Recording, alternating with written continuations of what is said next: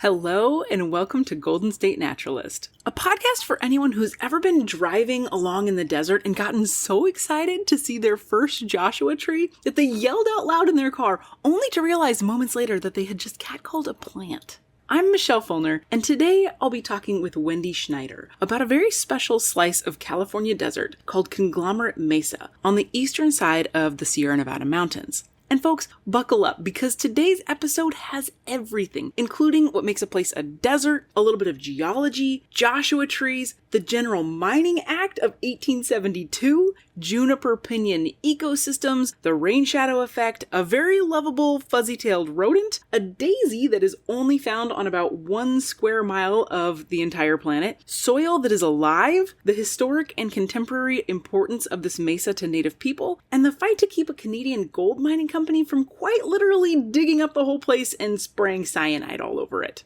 Really quick before we get to that, did you know that you can directly support Golden State Naturalist by becoming a patron? You can help out for as little as $4 a month, and you can get all kinds of behind-the-scenes extras and bonus content. The $4 helps more than you know for someone who creates this podcast completely independently, including researching, writing, reaching out, and traveling for interviews, recording, editing, and promoting. There are also just really a lot of emails. Now, just to be clear, I'm fortunate to have a great community of friends, family, and enthusiastic listeners around me. But when it comes to actually making the podcast, it's a one-woman show. And it would be amazing to hit my next Patreon goal, which is to cover the cost of making the show. That cost averages out to about $250 a month. Right now, there are 22 generous souls on Patreon, totaling about $135 a month. That means that I just need to make 115 more per month to meet my goal. It's not that much, right? And I would reach that goal if just 10 more people signed up to be $12 patrons, or 29 people signed up as $4 a month patrons. Either way, all of those people together would only fill a city bus to less than 50% capacity. Everyone could have a chair. Is this a helpful way to visualize numbers of people? I don't know. But if you want to be part of helping me reach that goal and get all of the cool extras I mentioned before, you can find me at www.patreon.com/Michelle Fulner. That's Michelle with 2 L's, and Fulner is Fullner. Also, thank you to everyone who's been sharing this podcast with your friends, colleagues, Instagram followers, subreddits, Facebook groups, and friendly neighborhood science teachers. Last week, Golden State Naturalist hit the top 100 science podcasts for the entire United States. That's among every single science podcast that's on Apple Podcasts in the country. So it was listed on the same page as shows that are made by companies like, NPR, BBC, Vox. Now, Golden State Naturalist topped out at number 93, but I don't feel bad about that because I don't think many of those companies are out there making these shows while wearing the same Christmas pajamas they've been in since December and in their bedroom after their kids are asleep. Anyway, that success is all possible because you're out there telling other people about this show and leaving ratings and reviews on Apple Podcasts or Spotify or wherever you listen, which helps the show climb up in the charts where more people can discover it. If you're liking the show, please keep sharing with others and leave a rating or review if you haven't had the chance to do that yet. The more you share, rate, and review, the more people get to learn about the natural world around them, and the more people who learn about it, the more people will care about taking care of it. If you want to see what outdoorsy things I'm up to, you can find me on social media at Golden State Naturalist on both Instagram and TikTok. My website is www.goldenstatenaturalist.com. You can also find a link to my Patreon account there if that's easier to remember. One last thing before we get to the episode. I wanted to remind you that this is episode number 11 out of 12 in season 1. So after this, there's just one episode left until the season break. I'll still be busy working on the podcast during that time, mainly traveling across the state to record interviews, turning those interviews into episodes, and finally getting merch up and running. But now, let's get to the episode. Wendy Scheider is the executive director of Friends of the Inyo, a nonprofit dedicated to protecting and caring for the lands of the Eastern Sierra. Also, fun fact, Friends of the Inyo was formed the year that I was born, 1986. Wendy started with them much more recently, however, after moving to Mammoth from Los Angeles in 2014. Wendy is a lawyer, and she was doing meaningful work in employment law in LA. But after moving to Mammoth and spending more time outdoors there, she decided to shift her efforts to protecting the truly stunning landscapes around her. So without further ado, let's hear from Wendy Scheider on Golden State Naturalist.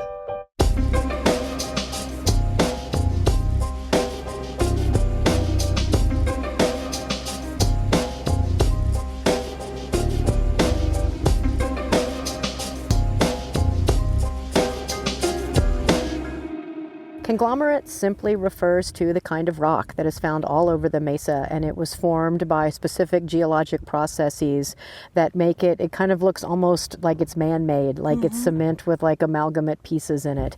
And unfortunately, it is an indicator for the presence of gold. And the mesa is just the geologic formation. This, at some point way back millions of years ago, this piece of land rose up above the land around it. So it sits as a classic mesa in the desert. After Wendy explained this, I was curious about how conglomerate was formed. So I looked it up, and I was very surprised by what I found. Let me read you the summary from geology.com. It says, conglomerates often begin when a sediment consisting mainly of pebble and cobble-sized clasts is being deposited. The finer-sized sand and clay, which fill in the spaces between the larger clasts, is often deposited later on top of the large clasts and then sifts down between them to fill the interstitial spaces. After compaction, the precipitation of a chemical cement between the grains will bind the sediment into a rock. It also says these conditions were found in streams, lakes, and oceans in many parts of the world. So basically, in what is now a desert, we've got a kind of rock that needed water to be formed. Of course, I wanted to know more about this, so I found a Sierra Club page explaining why Conglomerate Mesa is so geologically important. Here's what it says. Conglomerate Mesa is the key, the Rosetta Stone, for unraveling the evolution of the ancient coastline of the southwestern United States, from the Permian through the early Triassic, 300 to 247 million years ago. The mesa consists of a sequence of strata that represent a complete geologic record during this time. The early Permian strata at Conglomerate Mesa are particularly important because they are not duplicated anywhere else. There are fossil beds in this sequence that can be dated by the unique fossils within them. Fuselids, plankton with calcite shells, conodonts, ancient eels, and corals. 3 new genera and 12 new species of the fuselids are endemic to the Conglomerate Mesa area, found nowhere else. None of the fuselids survived the Permian extinction, so these are the only beds that contain them. And then, according to National Geographic, mesas are formed by erosion when water washes smaller and softer types of rocks away from the top of a hill. The strong, durable rock that remains on top of a mesa is called caprock. Mesas are usually found in dry regions where rock layers are horizontal. So what we have now is an ancient seabed up above the current desert floor in the eastern part of California, right outside of Death Valley, which, by the way, was also a warm, shallow sea 300 million years ago. This is all now a couple of hundred miles away from the current California coast. If you're interested in all of this, definitely go check out episode 1 of this podcast because my guest, Nate Manley, does a great job giving a zoomed out explanation of how California was formed. Needless to say, this area now looks pretty different from how it looked hundreds of millions of years ago. What is the ecosystem here, right? Because it's like on the borderland of the Mojave Desert and the Great Basin, is that right? Yeah, we're sitting right now in Lee Flat, surrounded by really thousands of Joshua trees, healthy Joshua trees. And yeah, this is definitely a Great Basin ecosystem.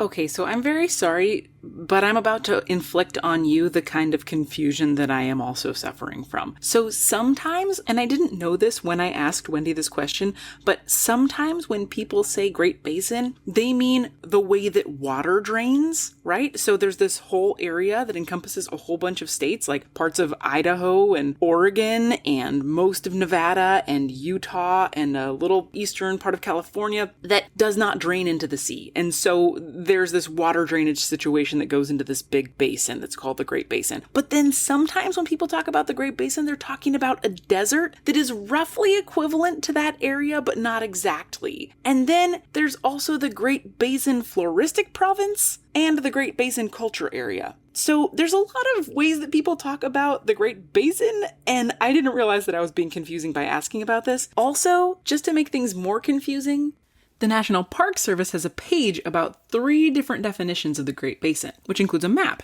And on that map, there are outlines of the perimeters of each of those Great Basin definitions. Or one is actually called Basin and Range, which is the more geological way of looking at it. And all of these outlines overlap with each other. But also the Basin and Range stretches all the way into Mexico, like pretty far into Mexico. So I'm not sure which definition Wendy had in mind, but if we're just talking about deserts, Conglomerate Mesa seems to sit right along the transition zone between the Great Basin Desert and the Mojave Desert. and the abundance of Joshua trees points toward a Mojave ecosystem. Okay, thank you for going on that journey with me. Hopefully that was clarifying rather than confusing. There will be a little bit more about what makes a desert, as well as an overview of the deserts of North America a little bit later in the episode. We are here at about 4,000 or 5,000 feet. Now, when you go over to the mesa, you may have noticed there was a pinyon juniper forest on the way in, and that is really typical for this part of California at elevations over 5,000 feet. And then, as you saw, as we got up to the saddle of the mesa, that thinned out a lot, right? Like we just had a lot of cacti, a lot of small desert flowers, and more Joshua trees. Yeah, and it was a great mix. And the cacti that you were talking about were so little that I think that if somebody hadn't pointed them out initially, I might not have noticed them. Yeah, and there's a lot of different kinds up there. Well, there's a handful of different kinds. There are beavertail cactus and there are fishhook cactus are pretty common up there. And the fishhook are the ones that you probably remember that are really small. Okay. The beavertail are a little bit bigger. Okay, cool. Yeah, I'll have to look up pictures and see what I looked at before.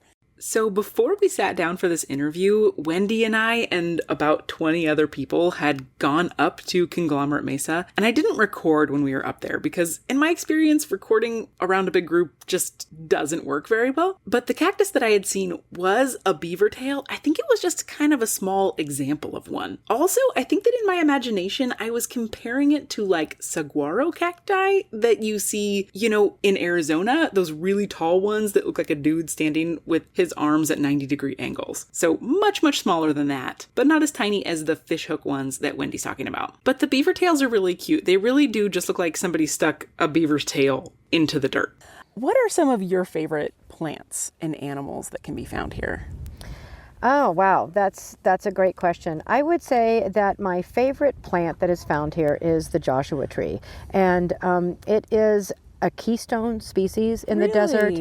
It provides food and habitat, shelter for lots of creatures, from insects to reptiles to birds. So it's very important, both alive and dead. The live ones their flowers provide some of the only water available in the spring to birds and mammals, and also insects. And then their dead bodies provide habitat and shelter for reptiles and hunting grounds. So, and I just really love their kind of beautiful strangeness. Yeah, every one is different. They're so unique and they're sort of just quirky and Dr. Seussy. Yeah, they're really quirky, and that's a really good word for them. And I just love that about them. They're playful and they're timeless too. Joshua trees have been around for millions of years. Oh, really?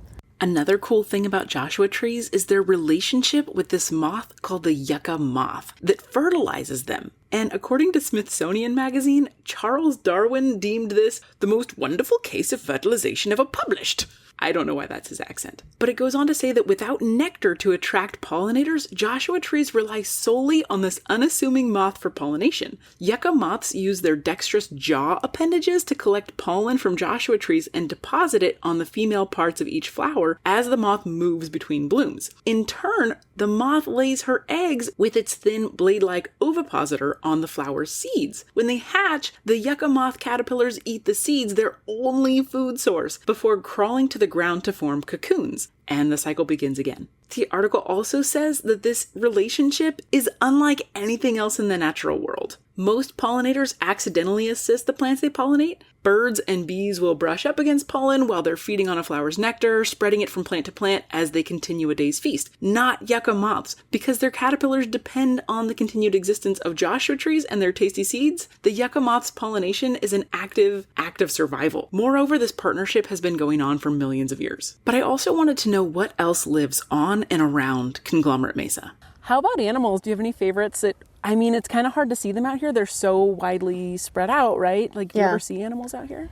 Yeah, we do, but you will only see them at dawn and at dusk. And we won't see them because we have a group of like 25 people, and they are very aware that we are here and they will stay away. But two of my favorites are, I love the pack rat. So pack rat is another species that's been around for, thousands and thousands of years, and they build these awesome nests in the desert using all kinds of materials. What? They make piles of rocks or piles of sticks. Seriously? And, yeah, they're super reclusive. You won't see them, but you see their nests everywhere.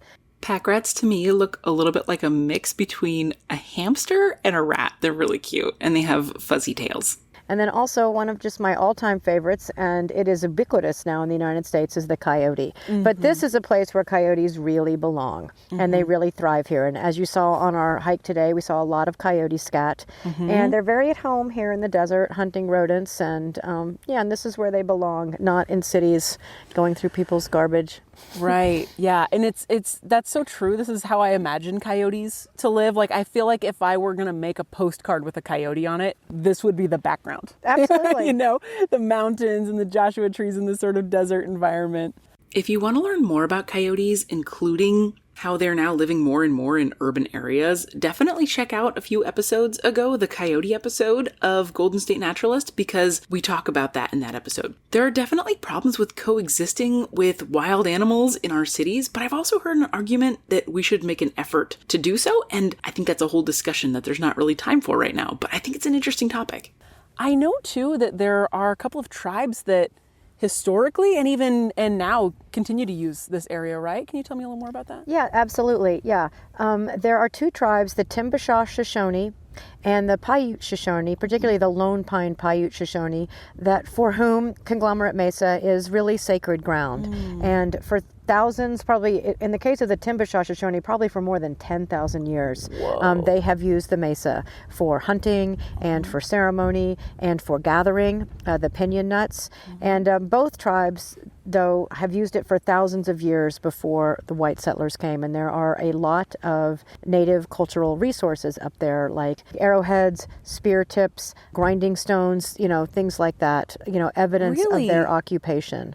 When I asked Wendy more about this, she wasn't sure if she was remembering the location correctly or if it was somewhere other than Conglomerate Mesa that grinding stones had been found. I looked into it further and I couldn't confirm that exact spot as having had the stones, but what I did find is that people native to the Eastern Sierra and Great Basin in general have been using flat stones to grind pinyon nuts for time immemorial. So I'd be really surprised if they weren't also present at Conglomerate Mesa. I actually just sat and watched a whole video that was made by UC Berkeley back in 1961 about this process, and it's very cool. The nuts have to be taken out of the cones, and then they're still inside of individual shells, so the grinding stones are used to crack those before they're later used to grind down the nuts into a powder, which is then usually consumed in the form of a drink after being mixed with water. I'm condensing that a lot, so definitely go check out that video if you have a few extra minutes. I'll put the YouTube link in the show notes. In just a minute, we're going to get to so much more great information about vulnerable desert species, some of the history of gold mining in California and how that has changed over the years, the current threat to Conglomerate Mesa, and a whole lot more. So stick around for that. But first, while you're here, I wanted to let you know that I'm going to be attending the UC California Naturalist statewide conference in Tahoe City this October 7th through 9th.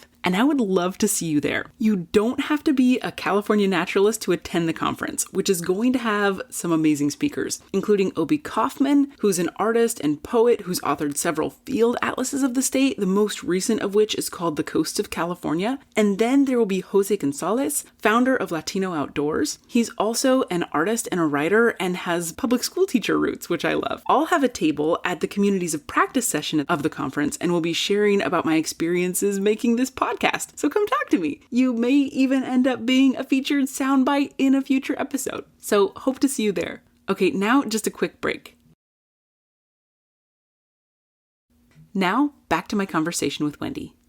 What about vulnerable species here at the Mesa? Do you know if there's particular kinds of either plants or animals that are maybe only found here or...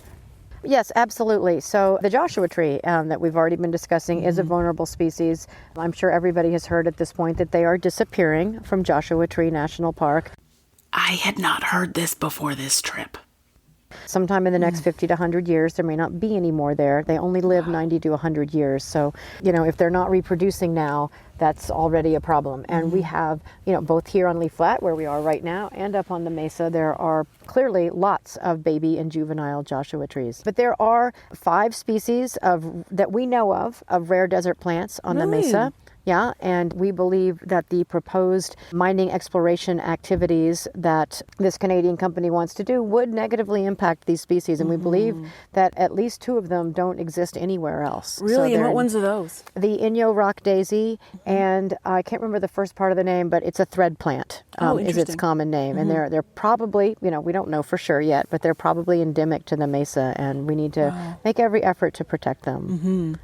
So I'm not sure about the thread plant, but I did get to see the Inyo rock daisy when I was there at Conglomerate Mesa. When I saw it, it had already bloomed, but the dried out stalks of flowers looked to me sort of like spent fireworks, sort of like those smoke trails that you see in the sky after the fireworks are gone. In photos when they're blooming, they just look like these really cute little petite bright yellow flowers. And I was doubly lucky because it was shown to me by Maria Jesus, the botanist who is working so hard to protect this flower right now. She was featured in an LA Times article stating that this obscure daisy occupies less than a cumulative square mile of the Earth's surface. It's only found on Conglomerate Mesa and in one other location. And Maria Jesus is quoted somewhere else saying, "This sweet little flower is incredibly rare and nearly every population is found on mining claims." You saw as you were up there, it's really rugged terrain, It's got, lots of rock outcroppings and little mini canyons and ravines and there are a lot of species that love it there. Yeah, there's so many different kind of microhabitats, I feel like, because you've got all these different aspects and you've got shady places behind rocks and you've got different kinds of trees. And so even though there's not that much water, you think of it as being a little bit more harsh of an environment, there's still so many little micro habitats. Absolutely. And there are the rock that you saw up there, it's really variated in its surface and it catches water. So, at certain times of the year, snow will melt in there and there will be a little bit of water. But yeah, it does provide, lots of nooks and crannies and niches for creatures. So there's a species of bat, the Townsend big-eared bat, that is pretty rare. It exists in other places, but it does well on the mesa. And there are lots of lizards, especially the western fence lizard. There are lots of those up on the mesa. And we also know people have seen bobcats and mountain lions, and there are deer up there. We saw a lot of deer scat today. Yes. We didn't see any actual deer. But so it's a very vibrant place. One thing about the desert is it doesn't have the density of life that you would find like, on an eastern seaboard ecosystem, like in a forest or something. It's, it's a harsh environment, as you mentioned before, but that doesn't mean that it's any less alive. There are lots of plants and animals that rely on the mesa. It's their home. Let's talk about deserts. Okay, so what exactly is a desert? National Geographic Society says that most experts agree that a desert is an area of land that receives no more than 10 inches of precipitation a year. The amount of evaporation in a desert often greatly exceeds the annual rainfall. It also points out that we often think of these big sand dunes when we think of deserts, but that's only representing about 10% of the world's deserts. So some are dry expanses of rock, sand, or salt flats. There's also tons of mountain areas that are also deserts. We have 4 deserts here in North America: Great Basin, Mojave, Chihuahuan, and Sonoran. And according to desertmuseum.org, all but the Sonoran have cold winters, often including snowfall. And the reason why Conglomerate Mesa and Death Valley right beside it are deserts is because of something called the rain shadow effect. You might already be familiar with this, but if you're not, here's a little explanation for you.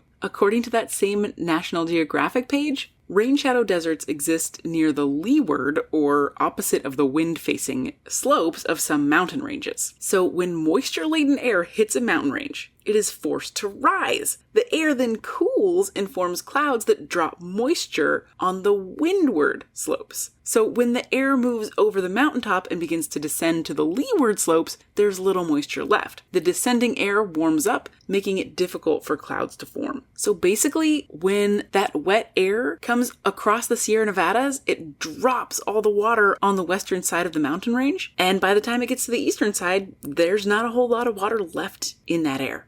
But as Wendy points out, even though there's not a lot of water, there is still a lot of life. Right. And right now, just looking out, it's low, and it's not like looking into a forest, right? Or like you talked about somewhere in the east, on the East Coast, where there's all of this precipitation. But like there is life everywhere I look. Absolutely. Like, are these sage bushes? Yes. Like, yes. okay. These are sage bushes. Uh-huh. And you see they're everywhere. There's tons of them. Yeah, they cover the ground. And just because they're not big and green and leafy doesn't mean they're any less alive. You know, they are adapted to this climate. Yeah, and even in a drought, they're hanging in there, which is they're going to be remarkable. fine. They'll weather this. Yeah. They're used to it. So what kind of recreation, are people out here a lot? Kind of, what do people do out here? Yeah, people do recreate in this area a lot. And some of them, one of the primary recreation activities out here is simply seeking solitude. You know, it's a remote place. And that is one of the great things about it. And one of the things that we want to protect is that you can come out here and have a lot of open space to yourself. People also come out here to enjoy the dark desert skies. It is an internationally rated dark sky location. And so there is very little light from any artificial source that you will see at night. And we're going to see some fantastic dark skies tonight. People also come to hunt. You can get a hunting license on the Mesa, and it is, I understand, a kind of a prized tag to get a deer tag to be able to hunt on Conglomerate Hard Mesa. to come by? Yep. They don't give out a lot of them? They don't give out a lot of them. And then, so people come to hike. They come to watch birds. There are all kinds of raptors that are on the Mesa. And those are most of the things people do. I've also seen people mountain biking out here, not up on the Mesa itself, but on the, those remote dirt roads that are around it. I've seen that a couple of times. That seems like it would be a lot of fun because there are some crazy roads. Yeah, but you better know what you're doing and have some water and some food, because it's a long way from anywhere. And if you get a flat tire on a bike, I just hope people are prepared. Yeah, you don't want to be stranded out there for sure. So you've mentioned a couple of times this mining operation that's being talked about. So can you just tell me kind of like, I guess the story, right? What's the overview? How did that all come to begin? And then how did that progress, and where are we at now? Yes, absolutely. So unfortunately, the current mining threat is the 11th mining threat that has threatened this area in recent decades. And poor Conglomerate Mesa, unfortunately, it is heavily mineralized. But it's not gold that exists like in a vein that you can like scoop out. Just a quick side note here that if you want to hear more about gold mining in California, it is mentioned in the salmon episodes of Golden State Naturalist, but I would really love to do a full episode about gold mining and the environmental impacts, because a lot of it involved mercury, which is a heavy metal, and so it is still in our waterways today, and also involved blasting away entire hills with powerful jets of water called hydraulic mining that put all kinds of sediment into our waterways that really shouldn't have been there and gummed things up. So gold mining in California has a pretty dark history environmentally. And this new form of gold mining doesn't seem a whole lot better. The gold is in the soil, and it's called a Carlin deposit. And this Carlin deposit is part of a larger deposit called the Walker Line that stretches from the center of Nevada right down to where we are. This is pretty much the southern terminus of it. And we are fighting two other mining threats, along this line. But so the gold is in the soil, and to get at it, you have to do a cyanide heap leach process. That is just the current state of the technology. So we really, and as you can imagine, that introduces a lot of toxicity. What is that? Issues. Can you explain that process a little bit? Yeah, so what you have to do to execute this process is to basically explode or scrape up the part of the dirt that you want to leach the gold out of. So they would just completely, instead of a mesa, it would become a pit. It would just take all the dirt there and kill everything that's in it or on it and run it through a cyanide solution. And then they are able to, what leaches out, after they run it through, they are able to separate the gold out and take it. And just for reference, in Montana, which is a very mining-friendly state, cyanide heap leaching has been outlawed since the 80s. And that was done by a state referendum, and because it creates toxicity that is just not remediable. It just never is. And so you have this toxic, sort of devoid of life area forever. They say that there's like mitigation. What does that look like? And it sounds like you're saying that's not effective. I'm saying it's absolutely not effective. Reclamation is what they call it, and it's a total joke. I mean, in the desert, the soil is alive. And see, you see we're sitting here right now and the wind is blowing and the soil doesn't move. And that's because it's alive. It's got microorganisms in it that support the plant and the animal life that are here. Well, you take all of this soil and you sift it through a cyanide solution and you pile it back up so that it looks sort of like it used to. It's still dead, and it will cause dust problems, and it will not support plant and animal life probably for thousands of years. Wow. And I feel like now that makes so much sense. We're learning so much about like even in our own bodies, like the microbiome, right? And how we are not one person, we are like multitudes, right? Like and millions, right? Yeah, or billions even. And, The Google tells me it's 100 trillion. and we couldn't even like digest our food without those microbes in our gut. And so if the same thing is happening in the soil and you kill that, then you're killing the land itself. Yes, absolutely. And all the life that depends on it. Like it's such a bad trade. And this, exploration activity is for a gold mine. Well, we don't need any more gold to be mined. It is true that we use some gold in things like electronics and medical instruments, but it is also true that enough gold to fulfill all foreseeable uses has already been mined, and it is sitting in bullion bars and vaults all over the world. So we need to start utilizing that gold, and it's endlessly recyclable. It never gets destroyed. There is no need to mine any more gold. So this company, which isn't from around here, I don't hate Canadians or anything, but it's a Canadian company. And the real money that might be made from this project wouldn't stay in Inyo County, wouldn't stay in California, wouldn't even stay in the United States. It would go to this Canadian company. And mining companies are notorious for just hiring a few people at minimum wage jobs, coming in, tearing up the land, declaring bankruptcy, and leaving. That's what they do. Just leave a big mess behind. They don't care about this place. They don't care about the life that they've destroyed. They just want their money. It's a little bit late and I'm getting philosophical, so please forgive me for this interjection, but it just occurs to me that money really is a fiction. It's an agreed upon fiction. Because we agree on it, it has value. And gold is like that. The value of gold, except for the ways that we can actually use it for electronics and things like that, is just an agreed upon fiction. But land is inherently valuable. And it seems frankly crazy to me to trade something with inherent value that supports life and is life and contains life for something that everyone just says is worth something. And I think I read too, I don't know if it was on the website or what, about just like how little gold they would actually get out of each ton of earth. Yes, it's alarming. And I'm not an expert on cyanide heap leaching, but Paul Schuck, our board member who's going to talk later, he has become an expert on this process. Yeah, it's ridiculous. According to the Center for Biological Diversity, because of prior exploration in the area, we know that the mine would produce less than half an ounce of gold from each ton of rock.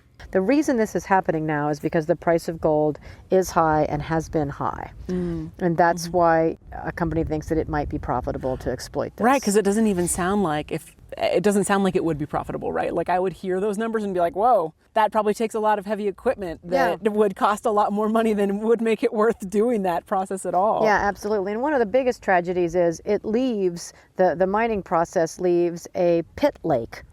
And the pit lakes are notoriously, super, super toxic. All this stuff is leaching out of these piles of tailings. And we're in the desert. And water attracts wildlife. And the wildlife come and they get poisoned. And it's very sad. And I understand that the people of southern Inyo County are seeking greater economic prosperity. And Friends of the Inyo definitely wants to help with that. And we believe that rather than exploiting Conglomerate Mesa in a way that creates a lot of toxicity and destroys a lot of life, it should be protected and enjoyed in a sustainable way for the beautiful desert ecosystem that it is. And Inyo County definitely relies on recreational tourism as the mainstay of its economy. And, having a big mine here belching dust and light and noise 24/7 is simply inconsistent with that. Instead, we would like to see it become a protected area that people come and visit for its value, as a beautiful desert mesa. That will continue to have value more than just a few years down the road once the gold is gone. Exactly. Right. Sustainable Sustainable practice. One of the other impacts I was curious about was whether or not there was a fungal network underground connecting the Joshua trees. So in the previous episode, there was a little discussion about the fungal network connecting the giant sequoias and the symbiotic relationship between it and the trees. And I was curious about whether or not Joshua trees had a similar situation going on. So Wendy wasn't sure, but I asked Maria Jesus later on, and she said that yes, there is a fungal network connecting the Joshua trees. So that is something that would also be lost if the soil were killed in this cyanide heap leaching process.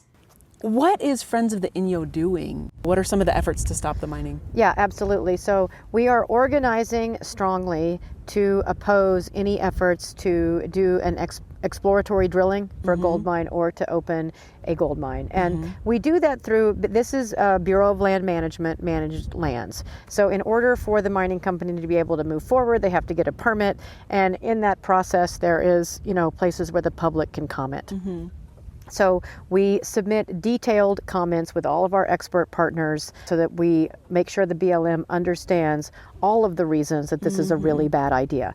We organize with the tribes, so make sure that the tribes' voices are heard by BLM so that everybody understands that the tribes don't want to see this happen. And we organize with the local community, encouraging people to write letters, write emails, make phone calls. We organized a demonstration so that BLM knows that the people of the area do not want this to happen. So that's the organizing that we're doing to oppose the mining project. And then we are also moving forward in a coalition. We work with other local groups and national groups in a coalition. We are moving forward with trying to obtain permanent protection for this area. The permanent protection, any kind of permanent protection that we could get actually would not extinguish existing valid mining claims, which is a bummer. There's really no way to do that except to buy them. So, but it does add layers of complexity, kind of creates a headwind, a stronger headwind that the mining company would have to push against to be able to do a project if it were designated, for example, as a national monument or a national scenic area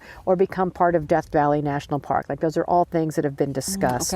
But the coalition hasn't decided really the best way to proceed yet, but we want to obtain permanent protection so that people can enjoy it for what it is recreationally rather than having it torn up by a completely useless and unnecessary mining process. Right. When do these claims date back to? Oh, they date back to the 1800s. Oh, wow. Yeah. Long time ago when the guys were coming out with the pick and the burro. So they were coming in, making their claims. And because that's one of the things I was curious about is, I'm just learning about all of this. And I was kind of surprised when I found out that it was BLM land and that they could come in and do that. And so, there's the claim predates everything. Is that kind of what you're saying? And so it doesn't matter what kind of land it's on. Correct. And one of the big problems is the 1872 mining law, which you might have heard mentioned. So in keeping with its name, it was passed in 1872, which was a really long time ago when things were really different than they are now. And the law was intended to, it was kind of part of manifest destiny and allowing people to, move out to the West and, exploit the land in whatever way possible. Extraction was really encouraged at that time. And this law sought to make it easy to, stake a claim and to start extracting things of value. So unfortunately, gigantic foreign mining companies are using the 1872 mining law to be able to come in and exploit our resources. And by the way, gold and other hard rock metals, they don't have to pay any kind of tax or royalty on extraction to the U.S. government. Yeah, isn't that crazy? So a foreign company can just come in and be like, they take this valuable stuff out of our land and just peace. Yeah. And leave a big mess and they're off with it. But in spite of that, there's a group, Earthworks, that we work with. They've been working for 40 years to get, amendments to the 1872 mining law through Congress with no luck so far. But they're still trying. There are bills in both the House and the Senate right now that would, be improvements. But that's the root of the problem, is that there's a presumption in favor of allowing the mining activity to go forward, and we have to show that it's illegal, basically, that there are too many things on the other side. And there's a lot of buttons that we can push, ecological buttons, buttons with the community, things of that nature to beat it back. Right. It's sort of this very dated mentality that was codified. Yes. And then just never modified. Yes. To make a little rhyme about it. To make a little rhyme about it. I think that's accurate. Yeah. Yeah. What can a listener do to help the situation or to get involved to protect, I mean, this area and potentially also other areas from similar absolutely. fates? So as I mentioned, this is BLM land. And so, in order to do their evil activities, the mining exploration company has to get a permit. And we have a website. It's protectconglomeratemesa.com. And you can sign up for our newsletter. It's free. And we will let you know when the next comment period opens. And you can make your voice heard and say, it's not appropriate to destroy Conglomerate Mesa for a mining exploration. Do you have to be from Inyo County to do that, or does it matter? Can you be from the state, or? No, it does. You don't even have to be from the United States. Wow. Well, actually, I guess it's better if you are, but you certainly don't have to be from Inyo County or California. These are public lands. Yeah. These are lands that are managed by the federal government, and they belong to everybody in the United States, not just to local people. But you've hit on an interesting thing there. It does seem, just in practice, that local opposition is something that BLM pays a lot of attention to. Okay. There's gets nothing. more press. Yes, there's nothing like legally to like back that up as to why that should be true. But yeah, it's harder to deal with something that's right in front of you. Yeah. Maybe that's part of it, right? Yeah, and maybe there's just a feeling that, hey, this area is in Inyo County's backyard. Let's listen to it's their land. They live here. They're the ones that are going to bear the burden of the noise and the dust and the lights and the other effects on communities that this would have. Right. And do you know too you talked about a lot of the negative impacts of the cyanide, the mining, but does that get into groundwater, or does that pollute because water is such a limited resource here, right? Does that impact the surrounding water? Oh, absolutely. But to be honest, we do not believe there is any groundwater under the mesa. But groundwater pollution is one of the main reasons that cyanide heap leach mining was outlawed in Montana. Because it ruined so many streams and creeks and groundwater, aquifer sources of water. So yes, unfortunately, it has a nasty way of filtering through all of the soil and the rock and getting into the water. Yeah. Yeah, and then in 100 years, they'll have to come back and bring gold to process and get the cyanide out, right? Probably. Yeah, that's the next thing we'll be talking about. Yeah. That would just be classic. Yeah. And so this is my last question, what about this area, Conglomerate Mesa in particular, or just this surrounding desert ecosystem, still just blows your mind or takes your breath away? What do you love about it? Yeah, it takes my breath away every time I'm here. And I think a lot of it is, this is truly pristine, undeveloped land. And there's not a lot of that left. And it sustains itself, all of the life that it sustains, from the microorganisms in the soil, to the insects, to the plants, to the rodents, to the reptiles, the birds, it has a thing that it's doing here and sustaining all of this life all on its own, and it doesn't need us at all. In fact, it's a lot better if we would just leave it alone. I love the beauty of that. It's very complex, and there's a mystery to it. We don't understand much at all about, how it operates, how it makes that happen. Yeah, so I really love being in the presence of that energy. That's beautiful. It feels very much bigger than us. Yes. It's a good place to come and feel small in a good way. Yeah, it's humbling. It's very wise. Yeah, absolutely. All right, well, thank you so much. I really appreciate it. It's my pleasure. Nice talking to you. Likewise. I usually associate that feeling of awe, of knowing how small I am and experiencing wonder, with staring up at massive trees. And that is still very much true for me.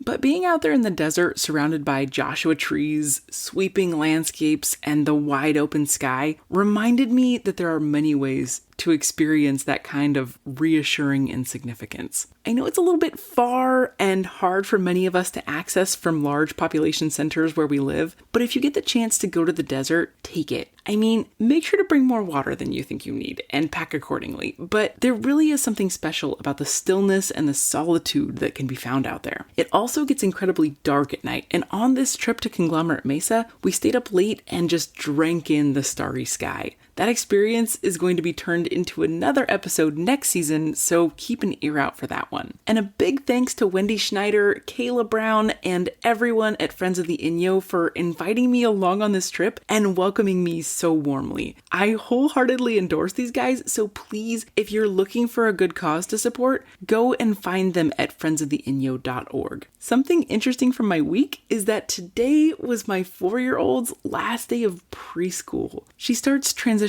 kindergarten next month. I really thought I was going to be so ready for my kids to get bigger and more independent and be able to do more things for themselves because I really like to travel and have adventures and want to take them along. And I am ready for that. But moments like this are reminders that you can't go back to a time when they were smaller and needed you more, not even to visit. And I don't know how to deal with that. Also, on a lighter note, it's really funny that 2 guests in a row have been named Wendy because I don't know a whole lot of Wendy's other than the cat that I've had for 16 years. So maybe Wendy's come in 3s, but you just have to wait a long time. Okay, thanks so much for joining me and for sticking around to the very end of the episode. I'll see you next time on Golden State Naturalist. Bye.